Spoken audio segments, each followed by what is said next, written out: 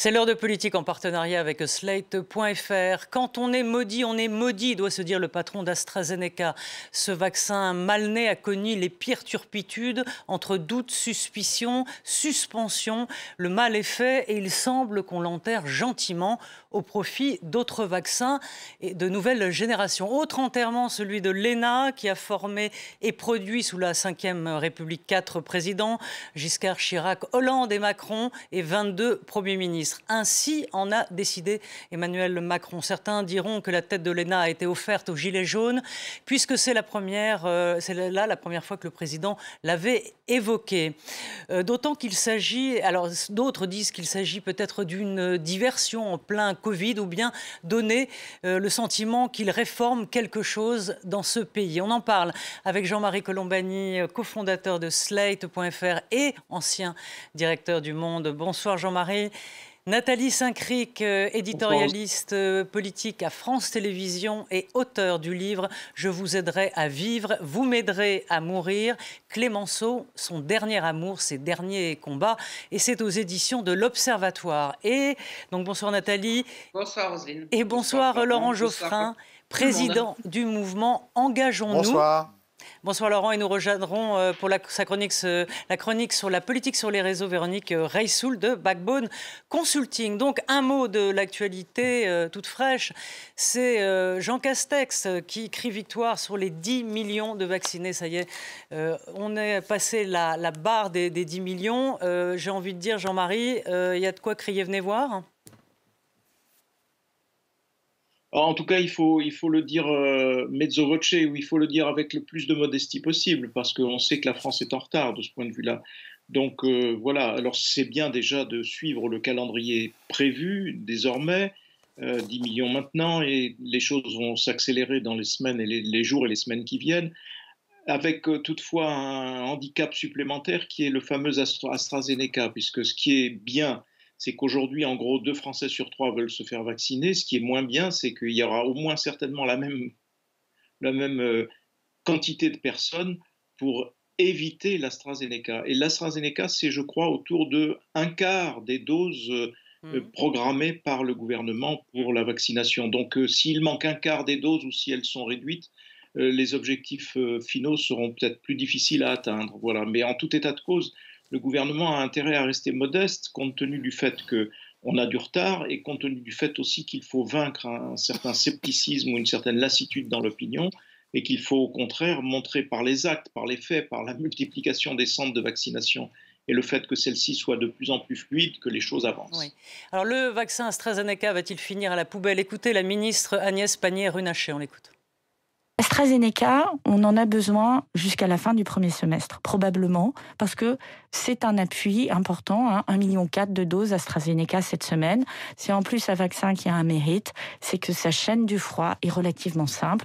C'est une chaîne du froid réfrigérée, donc vous conservez les doses au réfrigérateur. À partir du deuxième semestre, les livraisons vont devenir très importante en Europe et effectivement, il n'est pas impossible qu'on n'ait pas besoin de ce recours à AstraZeneca. Voilà, Nathalie Saint-Cric, c'est donc direction la poubelle, l'AstraZeneca, on a envie de dire le mal est fait, Nathalie? Non, je considère que le mal n'est pas fait et qu'on pourrait très bien imaginer qu'il y ait une espèce de campagne avec des politiques, des people, je ne sais quoi, qui expliquent et qui fassent de la pédagogie sur le bénéfice-risque. Et quand je viens d'entendre Agnès Pannier-Runacher, je me dis que c'est pas de la bonne communication parce que franchement, elle nous dit, bah écoutez, il est bien parce que la chaîne du froid, non, il est bien parce qu'il est efficace et que les dangers sont relativement mineurs. Donc si on nous dit en gros, bah si vous attendez, on aura les bons vaccins dans 6 mois, évidemment que ça va pas pousser les Français à vouloir se faire vacciner, ce qui est vraiment dommage. Donc je trouve qu'effectivement, il serait temps d'avoir une communication un peu plus limpide. Et puis effectivement, on a vu dans les sondages et on voit dans les vaccinodromes qu'ils veulent le Pfizer, Ouais. ils veulent. Ça, moi, je vous dis ça parce que j'ai été vaccinée à l'AstraZeneca, non par piston, mais parce que j'étais avec une comorbidité et pas très jeune. Mais c'est vrai que les gens dans les files disaient non, je préfère ne pas avoir ça.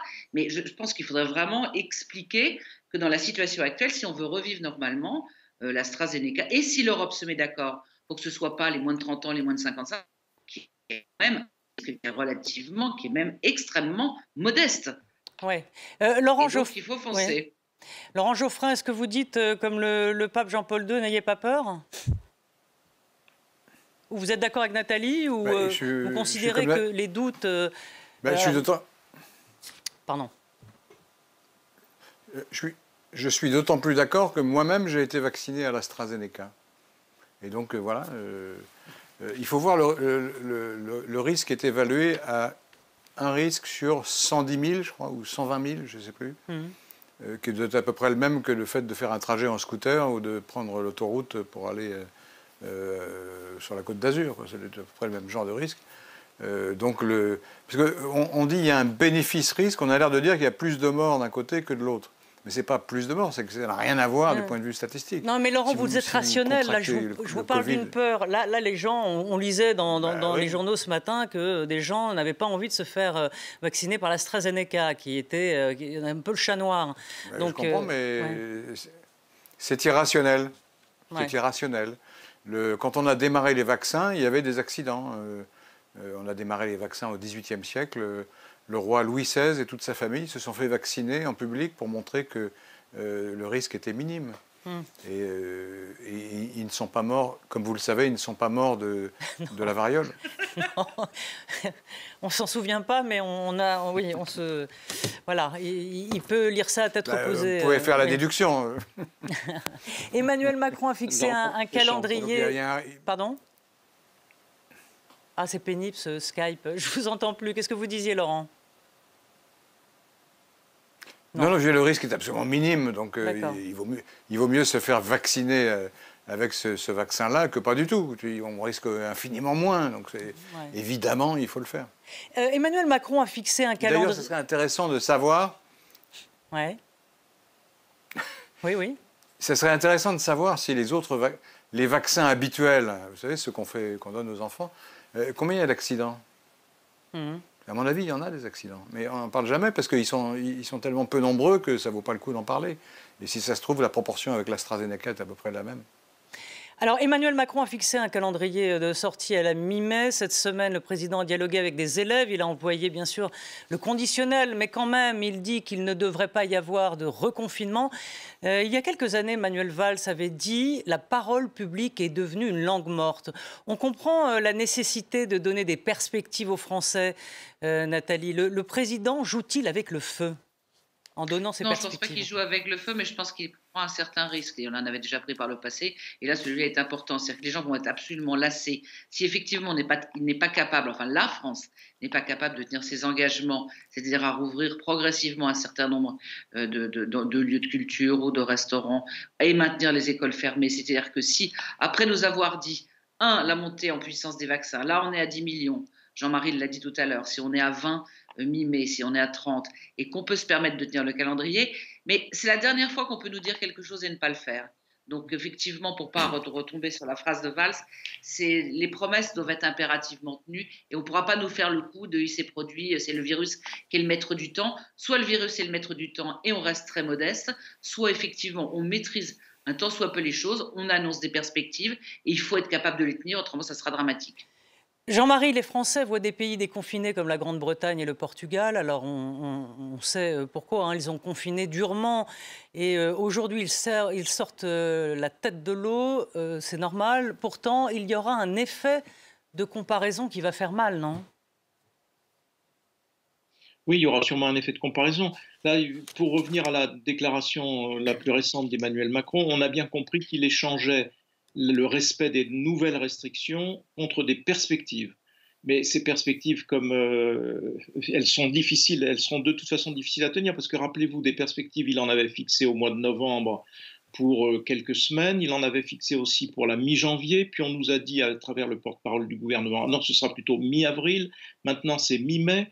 Donc l'opinion, on peut comprendre qu'elle soit chahutée. Et en regard de cela, on dit, mais regardez les Anglais, regardez les autres, et ainsi de suite. La vérité, c'est qu'aucun pays ne va bien. Les Anglais ont le record absolument malheureux et triste de décès, parce qu'ils ont démarré tard, en fait. Après, ils ont engagé un confinement très, très dur et très strict, et long aussi.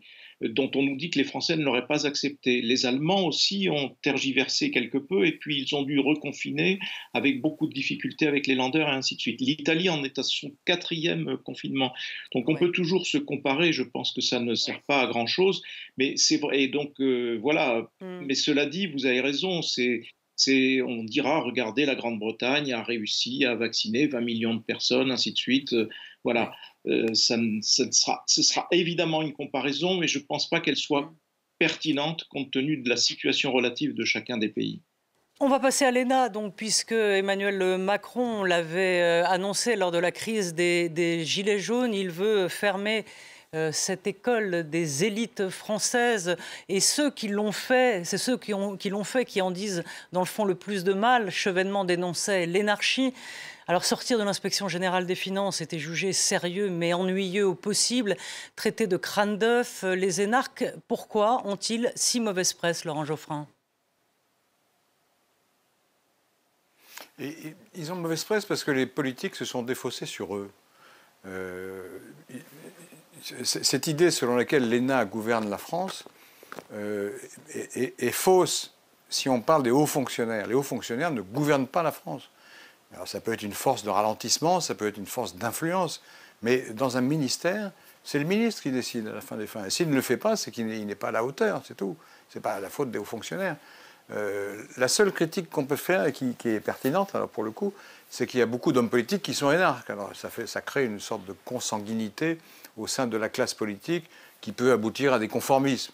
Encore que, je constate qu'il me semble que Nicolas Dupont-Aignan est énarque, et que Jean-Pierre Chevènement l'est également, et que Philippe Séguin l'était également, et que donc le pluralisme existe quand même. Cette histoire de la haute fonction publique à le pouvoir en France, c'est un mythe. Hein, et donc on fait une concession à l'ère du temps en disant on supprime l'ENA. Mais si j'ai bien compris, elle sera remplacée par une autre école qui aura quelle fonction? Préparer des hauts fonctionnaires pour occuper le sommet de l'État. Donc on va remplacer l'école nationale d'administration par l'école d'administration nationale et on va dire, voilà une grande réforme. Mais je n'y crois pas. En plus, au sein de l'ENA, il y avait déjà un processus dans lequel on avait cherché à réformer les études, on l'a délocalisé à Strasbourg et surtout on avait ouvert on s'était efforcé en tout cas d'ouvrir le recrutement. Oui, à la vie active. Donc la nouvelle école va être dans le même esprit. Oui, il y a des gens qui ne sont pas passés par le même moule. Tout à fait. Donc c'était en cours. Donc c'est nominal comme réforme. Alors pour rebondir sur ce que disait Laurent, Nathalie, réformer, mais n'est-ce pas reformer? Reformer une élite. Alors certes, où on enseignera les sujets comme le numérique, l'écologie, les sujets du temps. Mais pour autant, est-ce que cette reproduction d'élite techno ne va pas, en fait, le naturel va revenir au galop, non? C'est-à-dire que je pense que c'est effectivement un petit peu démago de supprimer l'ENA. Ça va faire plaisir à un certain nombre de personnes. Après, effectivement, comme le disait Laurent, tout le sujet, c'est de savoir quelle est cette nouvelle école qui va prendre la place de l'ENA. Puisque de toute façon, l'ENA, ce n'est pas simplement pour faire des gens qui sont des technos insupportables. C'est parce qu'on a besoin, parce que le droit budgétaire français est ainsi, on a besoin des gens qui connaissent la mécanique de l'État. Donc, qu'on ouvre à d'autres catégories pour éviter d'avoir effectivement une génération, une promotion des narcs qui se ressemblent tous. Très bien, c'était déjà ce qui était entamé. Deuxièmement, qu'on les oblige à aller sur le terrain, entre guillemets, c'est-à-dire indépendamment de ceux qui sortent dans les grands corps, qui en gros ont des gens qui n'ont jamais rencontré la vraie vie ou la vie réelle dans le pays. Ça peut être une réforme totalement souhaitable. On va voir après sur pièce ce qu'il y avait dans le rapport Thiriez et ce qui effectivement est mis en place. Et l'idée de rapprocher les gens qui gouvernent des gouvernés, c'est une bonne idée. Mais comme le disait également Laurent Geoffrin, si les politiques ne sont pas fichus de donner des ordres ou de faire marcher leurs administrations pour que ça avance, le problème restera le même. Donc c'est un peu facile de se défausser sur les énarques. Il faut probablement avoir des gens qui dirigent leur administration et qui se font obéir. Et on ne peut pas dire que si la société ne se réforme pas, c'est à cause des énarques systématiquement. Ouais. C'est un peu facile. D'accord. Jean-Marie, on va écouter François Bayrou là-dessus et vous réagissez aussi après. parmi les problèmes vitaux de la France, il y en a un que vous constatez tous les jours, c'est la rupture absolue entre la base de la société, ceux qui travaillent, ceux qui sont à la retraite, ceux qui sont au chômage, les femmes et les hommes qui occupent toutes les fonctions de la société, les jeunes, les étudiants, et le prétendu sommet. Deuxième problème, qui va avec, c'est un système inefficace, de blocage perpétuel, qui fait qu'on ne peut jamais rien changer. Jean-Marie, alors on ne peut jamais rien changer, donc ça veut dire qu'il ne croit pas à cette réforme. Si on change l'ENA pour refaire le même type, on va dire, de personnalité, de gens qui sont dans le fond dans une même pensée unique avec les mêmes outils, on va produire les mêmes effets, non ?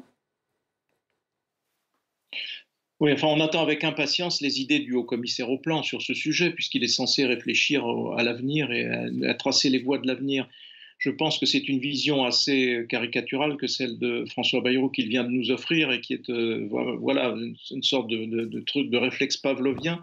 Je souscris davantage à ce qu'ont dit Nathalie et Laurent tout à l'heure sur l'ENA. Moi, ce que je voudrais simplement dire là-dessus, c'est que il y a de toute évidence chez Emmanuel Macron une manœuvre politique assez classique. Il est englué pour le moment dans la crise sanitaire. Englué, nous espérons tous qu'il en sortira et nous avec lui.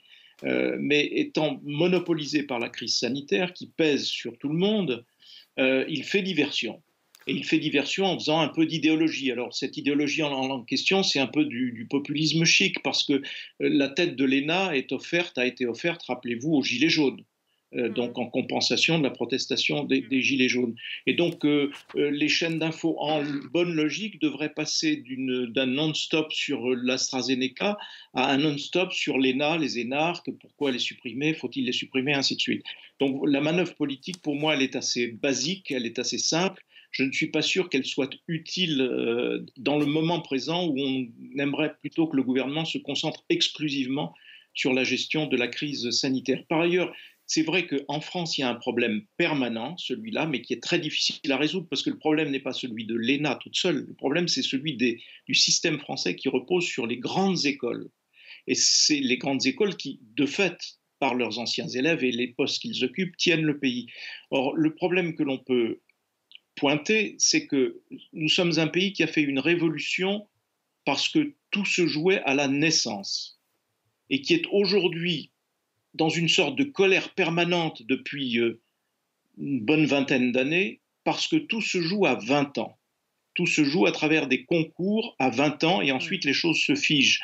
C'est cette souplesse-là, cette fluidité-là qu'il faudrait introduire dans la société française, qui commence à l'être d'ailleurs, parce qu'on voit surgir à travers un nouveau tissu entrepreneurial des choses qui sont très dynamiques et de gens qui sont issus du terrain. Il faudrait aussi que dans les entreprises, le cheminement vers le sommet ne soit pas le recrutement d'anciens inspecteurs des finances, mais plutôt des recrutements en interne et ainsi de suite. C'est un problème qui concerne l'ensemble de la société française et qu'on ne va pas traiter en pointant du doigt simplement les seuls énarques dont tout gouvernement a besoin et dont le pays a besoin de toute façon. Donc vous dites, vous, populisme chic. On passe à une autre actualité. Cette petite phrase d'Arnaud Montebourg qui n'est pas passée inaperçue à propos de Marine Le Pen dans le FT, le Financial Times. Il dit « Elle va gagner en 2022 » et il ajoute « Emmanuel Macron n'est plus un rempart au Rassemblement national car il est détesté et arrogant. » Nathalie Saint-Cric, pourquoi tenir de tels propos dans la presse internationale ? Je ne sais pas, pour exister. J'ai un peu de mal à trouver une autre explication que le diagnostic que Marine Le Pen puisse gagner. Oui, tout le monde se le dit, tout le monde le pense, même si un certain nombre de personnes considèrent qu'au dernier moment, peut-être le dimanche matin, non pas le Front républicain, mais il y aura un réflexe. Après, qu'il règle ses comptes avec Emmanuel Macron, en le considérant comme arrogant, ça c'est pas une nouveauté et il n'est pas le seul. Après, on l'a dit, disparu des circuits là. On n'entendait plus parler de lui. Il y avait un papier, je ne sais plus dans quel quotidien, il y a quelques jours, disant où est passé Arnaud Montebourg, qui se demande s'il va se présenter, s'il va finir avec Xavier Bertrand, avec quelqu'un d'autre qui flotte un peu. Bon, je pense que c'est une manière d'exister un peu, mais honnêtement, ce commentaire politique ne me semble pas d'une opportunité, remarquablement pertinent. Alors, pour dire les choses gentiment. Écoutez Marine Le Pen, il y a peut-être une explication là, Nathalie, peut-être qu'il se voit dans un gouvernement de Marine Le Pen. Nous la recevions dans Mardi Politique avec RFI mardi. Écoutez ce qu'elle disait à propos de, si elle était l'élue, de son futur gouvernement. On l'écoute. L'idée, c'est d'amener à moi des compétences sans regarder d'où elles viennent, de dépasser les clivages partisans en disant les compétences, la France en a besoin. Moi, je ne regarderai pas si vous venez de l'ancienne gauche, de l'ancienne droite ou de je ne sais où. Vous viendrez et vous participerez à ce gouvernement d'union nationale parce que vous êtes bon. Voilà, l'explication, Jean-Marie, se trouve peut-être ici, non? Bon, c'est une spéculation. Oui, on peut remarquer que d'abord, la déclaration d'Arnaud Montebourg reflète un peu l'air du temps. Tout le monde est aujourd'hui dans l'idée que Marine Le Pen est aux portes du pouvoir et à travers les déclarations qu'elle vous a faites, elle continue à lisser son profil et à adopter une attitude qui doit la rendre compatible avec l'adhésion d'au moins un Français sur deux. Donc elle continue ce chemin-là. Ça a commencé avec ce que l'on a appelé la dédiabolisation. Personnellement, je ne pense pas qu'elle ait changé sur le fond. Et je pense que du coup, ce qui va lui rester comme noyau dur de son ancrage, de là d'où elle vient, ce sera l'immigration, et donc une politique sur l'immigration extrêmement dure, qui sera probablement son étendard dans sa campagne électorale. Juste un mot sur Arnaud Montebourg. C'est quand même curieux de voir que quelqu'un utilise l'idée Macron, l'homme de l'oligarchie, qui est très exactement le fond de sauce du Front National, de ce que le Front National ou le Rassemblement National nous ont raconté depuis leur naissance. Donc c'est une dérive chez Arnaud Montebourg qui ne me surprend pas personnellement, parce que je pense qu'il ferait mieux de continuer à s'occuper de son miel plutôt que de venir à ce point, d'une certaine façon, au secours de Marine Le Pen. Alors, Laurent Geoffrin, j'ai une question tordue pour vous. Est-ce que certains à gauche ne souhaitent pas la victoire de Marine Le Pen pour exister dans l'opposition et pouvoir se frotter à elle, dans le fond, comme l'ont fait les démocrates avec Donald Trump? Je sais, c'est tordu comme question. Mais bon. C'est-à-dire que c'est spéculatif, en tout cas. Personne ne le dit. Est-ce que les gens le font? Oui, il y a peut-être des gens qui ont un comportement tel que ça finit par favoriser l'extrême droite. Ça, on peut le dire, mais je ne pense pas qu'ils fassent exprès. D'ailleurs, s'ils faisaient exprès, ce serait plus facile à soigner.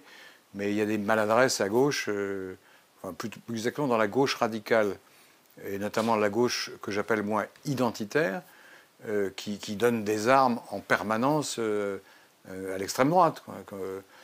L'histoire de la mosquée de Strasbourg est d'une maladresse incroyable. L'UNEF qui met au pilori des professeurs parce qu'ils ont eu le malheur de contester le mot islamophobie. Et on ne peut pas être plus, un allié objectif, comme on disait dans le temps, de l'extrême droite. Ça leur donne l'occasion de faire une campagne pendant 3 semaines, d'occuper tous les micros, toutes les discussions dans tous les médias sur le thème. Il y a maintenant une gauche plus ou moins racialiste, sous-entendu raciste, et donc il faut discuter de ça. Au lieu de discuter des questions vraiment sérieuses, qui sont soit des questions sociales, soit des questions de souveraineté industrielle, enfin des choses qui importent pour l'avenir, on va discuter des réunions non mixtes de l'UNEF. Il y en a eu 3, et ils ont eu grand tort de le faire. Moi, je suis très hostile. On a fait 3 semaines là-dessus, quand même. Donc il faut vraiment être... S'il n'était pas subjectivement complice, qu'est-ce que ça serait? On a vraiment l'impression qu'il y a une partie de la gauche radicale qui joue effectivement le duel avec le Front National. C'est vrai. Je voudrais m'arrêter quelques instants sur votre livre, Nathalie Saint-Cric, avant de passer à la chronique sur les réseaux avec Véronique Reissoult. Vous publiez « Je vous aiderai à vivre, vous m'aiderez à mourir ». Donc Clémenceau, son dernier amour, ses derniers combats aux éditions de l'Observatoire. Alors je dois vous le dire, c'est merveilleusement écrit. Je ne vous dis pas ça parce que je vous aime bien, mais parce que c'est vrai. Donc ce Georges Clemenceau, le tigre, grand personnage français, connu pour son caractère éruptif, corrosif, vous racontez comment, d'ailleurs, il traite sa femme, sa légitime, hein, une Américaine qu'il enferme quasiment en Vendée, qui fait du bovarisme, donc elle le trompe, il la répudie. Mais cet homme qui aime courir le guilledou, comme vous écrivez, qui ne s'attache pas, excepté peut-être à Marguerite. Alors, il a 82 ans, elle a 40 ans, tous les opposent et pourtant, qu'est-ce qui les rassemble, Nathalie ? Ce qui les rassemble, je pense, c'est que lui, il a besoin une dernière fois d'être courtisé, d'être aimé, d'être admiré, ce qui a été quand même le cas toute sa vie, au moins de la part des femmes, et qu'elle, elle a un deuil dans sa famille. Elle a perdu une femme, une jeune fille, sa fille de 17 ans, dans des conditions assez affreuses, qui s'est suicidée, et elle est complètement désemparée. Donc, elle se met à travailler, ce qui pour une femme de son milieu et de son époque n'est pas évident. Elle devient éditrice juste pour soigner son mal de vivre. Et ils y trouvent chacun leur compte. Elle est très effacée, donc elle est en extase et en admiration devant Clemenceau. Mais il faut voir ce que représente Clemenceau après la guerre de 14, du moins dans l'opinion publique. Je ne parle pas forcément chez les parlementaires ou chez les politiques, mais c'est il suscite une espèce de ferveur et d'admiration totale. Et être aimé par Clemenceau, c'est quelque chose qui probablement vous redonne existence, en redonne vie, surtout qu'il lui écrira 668 lettres. Et elle, provinciale des Vosges, avec un mari protestant, s'ennuyant un peu, eh bien, elle aura quelques années, elle le revivra. Et ils revivront chacun à leur manière, en sachant que le temps leur est compté, parce que la différence d'âge est telle qu'il lui dit est-ce que vous avez conscience que vous avez plus d'années à vivre que je n'ai de semaines, donc ça sera ramassé mais intense. Donc vous retrouvez le journal de Marguerite et c'est comme ça qu'en fait vous écrivez, vous avez la chance de retrouver ses écrits en fait. Alors en fait, elle a demandé, Clemenceau lui a beaucoup écrit, donc 668 lettres, et elle lui a demandé de brûler les siennes, parce que dans son milieu, appartenant à la bourgeoisie protestante, ayant quand même 3 enfants et restant mariée, même si le couple bat de l'aile, elle ne veut pas qu'il y ait de traces, elle ne veut pas qu'il y ait de preuves de ce qu'elle peut lui écrire. Mais j'ai inventé le journal. J'ai inventé à partir de ce qu'il lui écrit, en me disant que quand il s'énerve, en lui disant « mais arrêtez de me parler de vos enfants, de me parler des confitures que vous faites, vous méritez des choses beaucoup plus intéressantes que ça », j'ai imaginé que de temps en temps, elle lui raconte son quotidien et que lui, ça l'exaspère parce qu'il voudrait des lettres merveilleuses d'amour. Quand il lui dit si Shakespeare avait vécu comme vous, il n'aurait pas écrit Hamlet, c'est qu'il trouve qu'elle s'intéresse trop à son jardinier. Donc il l'engueule la moitié du temps. La moitié du temps, il se fait pardonner de l'avoir engueulé dans la lettre d'avant. Donc on voit à peu près, et j'ai inventé ce journal à partir des photos, des témoignages des petits-enfants de Marguerite et de ce que je pouvais savoir du contexte de l'époque, vu la façon dont il lui parlait. Laurent Geoffrin, pendant la Seconde Guerre mondiale, Churchill ne cessait de dire aux Anglais « on va gagner », même si personne n'y croyait. Et puis finalement, la victoire est arrivée. Donc il y avait une valeur de courage chez Churchill. Clemenceau, lui, allait réconforter les poilus de 14 dans les tranchées. En quoi Clemenceau pourrait inspirer nos hommes politiques aujourd'hui ?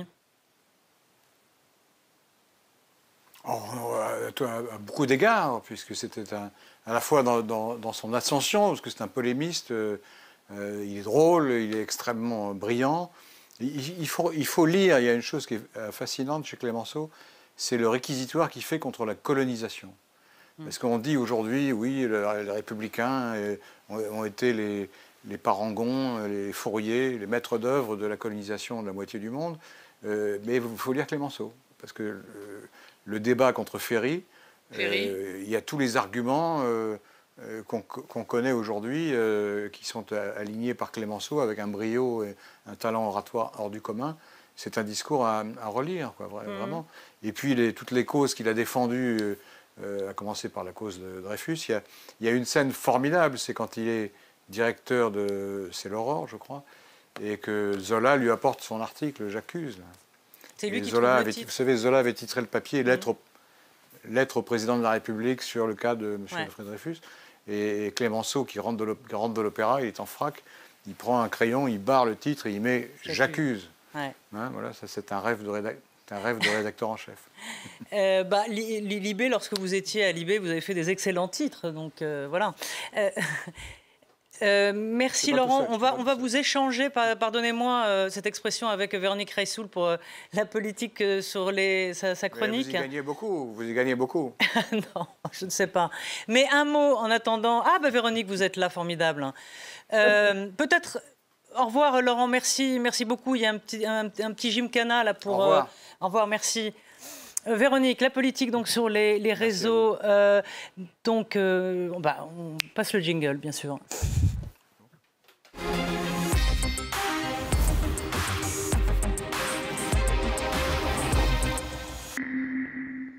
Alors évidemment, il y a deux sujets, les vaccins et le Sofagate, on vous expliquera. Donc les vaccins, malgré les turpitudes, on a parlé de l'AstraZeneca, est-ce que les Français veulent continuer à se faire vacciner par, alors peut-être pas ce vaccin, ou peut-être d'ailleurs, ou est-ce qu'ils attendent le Pfizer, le Moderna voilà, on en est où? En tout cas sur les réseaux. Eh bien, écoutez, la bonne nouvelle, c'est on a fait un sondage pour France Info et Le Figaro avec Odoxa pour savoir si les Français avaient envie de se vacciner. Et oui, ils ont envie de se vacciner. Ils ont de plus en plus envie de se vacciner. Aujourd'hui, 70% des Français disent qu'ils ont envie de se faire vacciner. Et si vous regardez, alors évidemment, plus on est âgé, plus on a envie de se vacciner. Mais vous avez jusqu'à 84% des 65 ans et plus qui ont envie de se faire vacciner. Donc on va dire que cette envie ne fait que grimper, que grandir, parce que pour mémoire, regardez l'évolution de cette volonté de se faire vacciner, elle ne va que en grandissant, puisque en décembre dernier, on n'avait que 42% des Français qui avaient envie de se faire vacciner. Aujourd'hui, ils sont 70%. Donc on voit que ça progresse lentement mais sûrement, et que effectivement, les uns et les autres se disent que c'est un sujet important et que c'est très certainement le meilleur moyen pour sortir de cette pandémie. Donc l'envie des Français est là. Quand on regarde ce qui se dit sur les réseaux sociaux, avec plus de 900 000 messages sur les 7 derniers jours autour de simplement ce sujet du vaccin, eh bien on voit que effectivement, on parle de passeport vaccinal, on parle de sortie de crise, on parle de beaucoup de sujets souvent positifs. Il y a juste un petit sujet un peu plus négatif qui est AstraZeneca, où on voit que finalement, les Français se disent on se ferait bien vacciner. On préférait que ce soit par le Pfizer avec 70% de confiance, le Moderna avec 65% de confiance et 70% de défiance sur l'AstraZeneca. Ce n'est pas tellement que les Français soient devenus des grands spécialistes des vaccins, mais c'est plus effectivement une musique de fond qu'il y a eu avec les différents atermoiements qui font que les Français, s'ils peuvent choisir, ils préféreraient être vaccinés avec un autre vaccin. Alors le Sofagate, donc on appelle ça un incident diplomatique. Le président turc qui recevait donc le président du Conseil Charles Michel et Ursula von der Leyen. Regardez cette rencontre qui était prévue, et la présidente de la Commission européenne, eh bien, on ne lui propose pas de fauteuil. Je ne sais, voilà, il y a deux fauteuils et on la met sur le canapé. On a envie de lui donner un tricot, la pauvre. C'est quand même une mauvaise manière. Et ça, il y a eu beaucoup de réactions. Alors, beaucoup de réactions sur les réseaux sociaux, énormément dans le monde, plutôt en Europe, globalement, plus de 560 000 messages sur 2 jours et essentiellement sur la journée du 8. Les Français n'ont pas échappé aux commentaires. Les uns et les autres sont plus que offusqués. Alors, globalement, on a eu des réactions de personnalités, par exemple, comme Caroline Forest, qui dit des trônes pour les hommes, le canapé pour les femmes. Un mépris terrible, mais il faut dire que certes, M. Erdogan est particulièrement pointé sur ce sujet, mais c'est aussi M. Charles Michel qui aurait dû, pour les uns et les autres, laisser sa place, parce que ça aurait été la moindre des choses, car c'était extrêmement humiliant ce qui s'est passé. Et vous disiez en plaisantant le tricot sur le canapé, eh bien, beaucoup d'internautes sont d'accord avec vous. On a par exemple certains qui disent Ursula, t'es mignonne, tu peux peut-être nous faire de petits cafés, de petits cafés turcs, s'il te plaît. Globalement, voilà. Les Français sont énervés, et cet incident qui pourrait être uniquement un incident, au-delà du sujet diplomatique, replace le sujet des femmes et le sujet finalement de la considération spontanée que les uns et les autres ont. Et ça a débordé sur beaucoup d'autres sujets, mais c'était assez emblématique et assez fort. Jean-Marie Colombani, donc il y a eu la mauvaise manière de Erdogan, du président turc, mais aussi de Charles Michel. Alors la préséance veut qu'il est au-dessus, on va dire, d'Ursula von der Leyen, dans l'ordre peut-être protocolaire, mais en tout cas, il n'est pas très galant. En tout cas, il faut rappeler que la précédente réunion dans ce format-là, avec comme président Donald Tusk en lieu et place de Charles Michel et Jean-Claude Juncker, le président de la Commission en lieu et place de Mme von der Leyen, il y avait 3 fauteuils en arc de cercle, et donc il n'y avait pas de discussion possible. Ils étaient à égalité de rang et de possibilités de discussion. Donc là, le fait qu'il n'y en ait eu que 2, et l'un pour Charles Michel, est évidemment une très mauvaise manière de la part de M. Erdogan pour montrer à quelle place il place les femmes, très précisément. Donc c'est déjà une très mauvaise manière diplomatique, et en même temps ça colore de façon très claire l'attitude de ce pouvoir, dont je rappelle qu'il y a quelques jours seulement, il s'est retiré de la Convention européenne qui permet de lutter contre les violences faites aux femmes. C'est quand même très significatif. Et à l'intérieur de ce scandale-là, il y en a un autre qui est la muflerie du président du Conseil européen, qui aurait quand même pu à la fois voir le piège politique et en même temps voir aussi qu'on ne se comporte pas comme ça, et qu'il aurait dû évidemment céder son siège à Ursula von der Leyen pour se mettre lui-même un petit peu en retrait. Donc voilà, c'est une séquence assez dommageable pour Charles Michel, parce qu'il a vraiment manqué à la fois de réflexe politique et puis tout simplement de ce qui doit être le comportement normal, et donc de ne pas accepter que parce qu'elle est une femme, elle soit reléguée sur le canapé. Nathalie Saint-Cric, c'est pas Clémenceau qui aurait fait ça, si? Non, c'est pas Clémenceau qui aurait fait ça. Même si à son époque, il n'y avait justement pas d'Ursula von der Leyen, il n'y avait juste pas de femmes, puisqu'elles avaient, je vous rappelle, ni le droit de vote, ni le droit d'autre chose, et que c'est Léon Blum, à partir de 1936, qui mettra des femmes dans le gouvernement. Non, et puis surtout, pour aller dans le sens de ce que disait Jean-Marie, il y a 2 séquences. Alors, il y a la séquence du canapé, mais il y a la séquence de la montée des marches. C'est-à-dire quand quand Charles Michel arrive le premier, il se check avec Erdogan, il se touche dans le dos, enfin, j'ai une espèce de semi-rite de mâle de sympathie, et l'autre, la malheureuse, elle arrive derrière et on la laisse à 1 mètre, on lui fait même pas un signe, elle est juste voilà, totalement périphérique. Donc là, effectivement, Charles Michel aurait déjà dû se dire il y avait quelque chose de bizarre, et effectivement ça s'est concrétisé dans la 2e scène, et comme elle est bien élevée, probablement allemande et habituée à se rouler par terre à la latinos, comme moi j'aurais peut-être fait si j'avais été là, elle fait juste comme ça, en considérant effectivement, et sous son masque en plus, alors que les 2 autres se permettent de l'enlever. Voilà, donc tout ça est... Mais Clémenceau, je maintiens, était galant. Enfin, il était galant sauf avec sa femme, mais il était galant avec les autres. Ouais. Alors maintenant, ça serait curieux de ça. Attendez, oui. Il a défendu, juste pour compléter ce que disait Laurent Geoffrin tout à l'heure, c'est vrai qu'il a lutté contre la colonisation, et c'était un des premiers à dénoncer, aux côtés de Jaurès, qui était son ennemi politique, le génocide des Arméniens. Tout ça pour en revenir à nos amis turcs. Ouais. Merci beaucoup à tous. Merci Jean-Marie, Véronique. Et Nathalie Saint-Cric, je rappelle le titre de votre livre, Je vous aiderai à vivre, vous m'aiderez à mourir. Clémenceau, son dernier amour, ses derniers combats. Et c'est aux éditions de l'Observatoire. Merci à tous. Bien que ce soit dans des conditions par Skype parfois très confortables, mais c'était un plaisir heureux de vous avoir. Merci, à très vite.